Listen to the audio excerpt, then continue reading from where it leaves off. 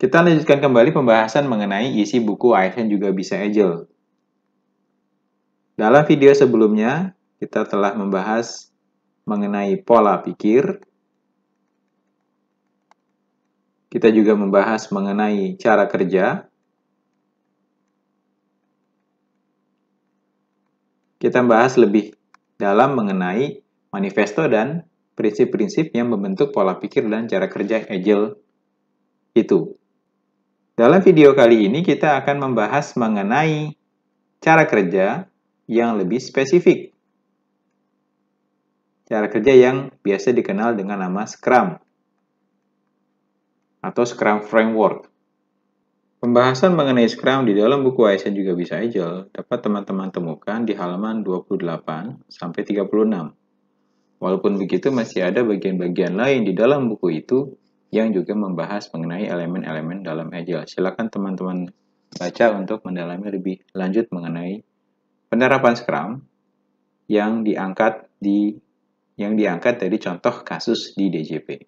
Nah, sebelum saya lanjutkan mengenai pembahasan Scrum di dalam video ini, saya ingin tekankan bahwa Scrum yang diacu di dalam video ini maupun di buku ASN juga bisa Agile adalah Scrum yang direkomendasikan di dalam Scrum Guide yang dibuat oleh scrum.org. Scrum yang mengacu kepada scrum.org biasa saya bagi menjadi 5 komponen besar. Yang pertama adalah peran, yang kedua adalah pertemuan, yang ketiga artefak, yang keempat pilar, yang kelima nilai.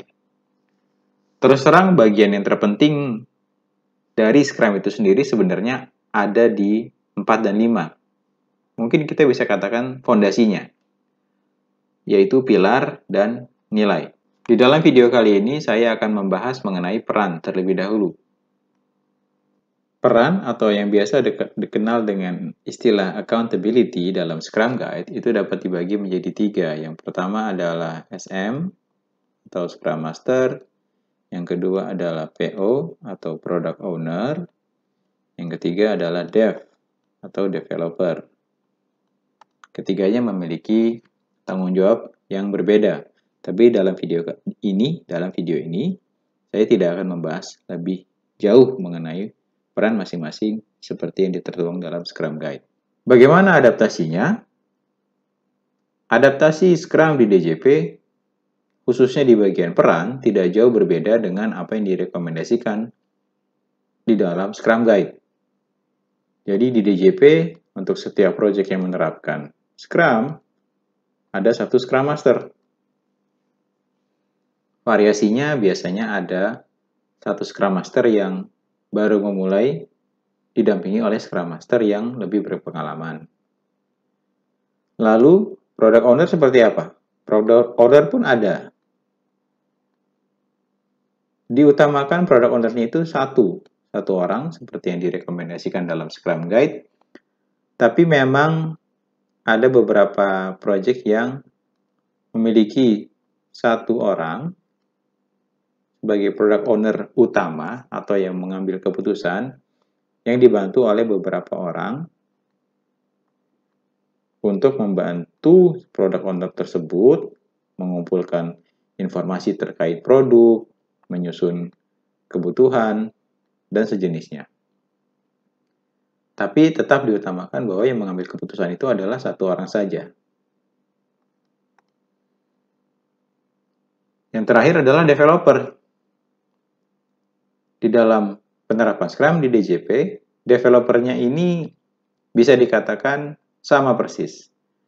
Jadi, DJP juga memiliki tenaga pengembang yang ditugaskan untuk mengembangkan sebuah produk.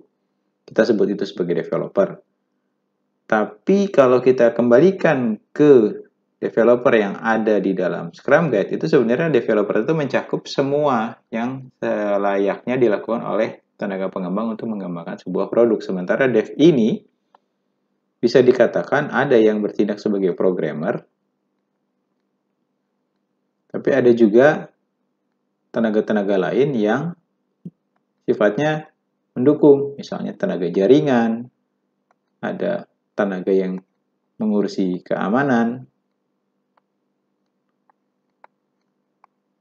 kemudian ada tenaga lain yang terkait misalkan dengan basis data, dan seterusnya.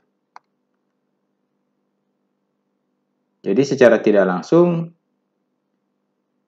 developer yang ada di dalam adaptasi Scrum di DJP ini hampir mirip dengan apa yang ada di dalam Scrum Guide.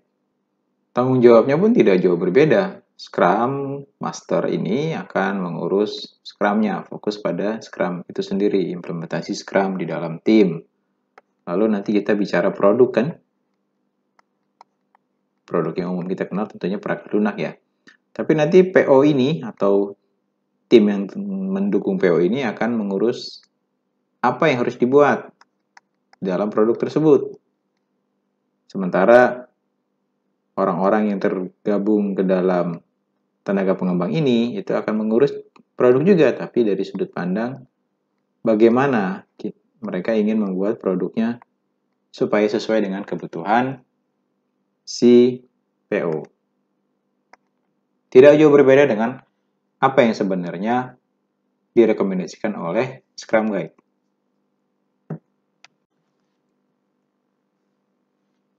Baik, sedikit lagi ya.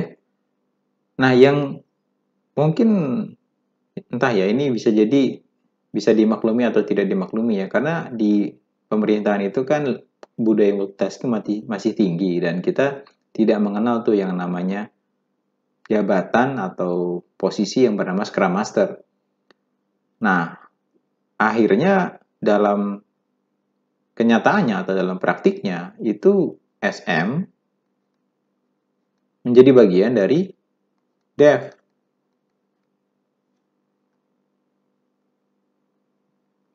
Jadi biasanya SM ini berperan sebagai bisnis analis. Nah, bisnis analis ini kan sebenarnya pada hakikatnya adalah bagian dari tim pengembang. Orang yang melakukan atau yang menjalankan peran ini harus bisa membedakan kapan dia bertindak sebagai seorang Scrum Master, kapan dia bertindak sebagai seorang bisnis analis. Kapan dia fokus memikirkan bagaimana implementasi Scrum-nya saja, dan kapan dia bisa fokus pada bagaimana membuat produk, bagaimana bagaimana strategi yang akan dilakukan, perancangan kah, atau apapun nih, yang memang bisa digunakan untuk mewujudkan produk yang dibutuhkan oleh PO. Variasi lainnya bisa jadi ada Scrum Master yang menjadi satu dengan PO. Jadi posisinya ini adalah Scrum Master yang menjadi BA ini itu sebenarnya menjalankan tugas-tugas PO dalam menyusun kebutuhan. Tapi dia juga karena dia mengerti mengenai Scrum, dia harus menjalankan peran Scrum Master. Akhirnya menjadi satu peran BA ini, bisnis analis ini. Atau bisa dikatakan sistem analis ya tepatnya. Mungkin kalau kita bicara bisnis analis terlalu jauh dari sifat teknis, maka kita coba gunakan saja istilah sistem analis. Tapi ini dua hal yang saya maksud ini adalah dua hal yang sama ya.